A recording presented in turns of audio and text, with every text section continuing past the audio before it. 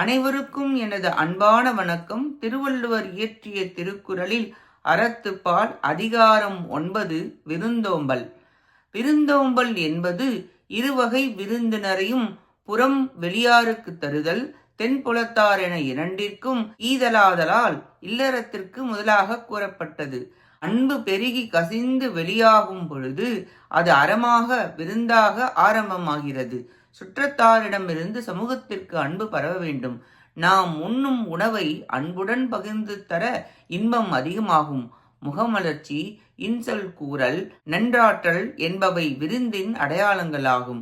நம் கண்களால் பார்க்க முடியாத தெய்வத்திற்கும் மூதாதையர்க்கும் நம்பிக்கையில் செய்ய வேண்டும். உறவினர் விருந்தினர்களை நம் கண்ணால் கண்டு முகமலர்ச்சியுடன் இன்சொல்லுடன் அன்புடன் விருந்தோம்புவது நம் கடமையாகும். உயர்ந்த அறம். நாம் தர்மம் செய்தால் நம்மை தர்மம் காக்கும்.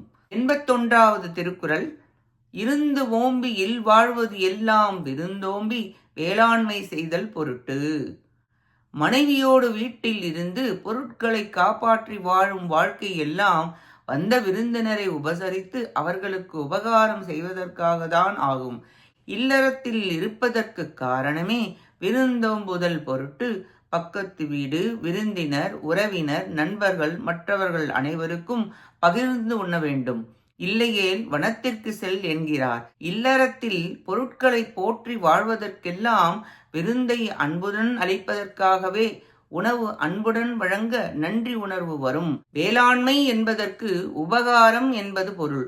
பசி வந்தால் உணவுதான் அதற்கு உபகாரம். உண்டி கொடுத்தோர் உயிர் கொடுத்தோர் என்பர். எனவே இக்குறளின் மூலம் இல்லத்திற்கு விருந்தோம்பல் மிக முக்கியமானது என்று விளக்குகிறார் திருவள்ளுவர். நன்றி, வணக்கம்.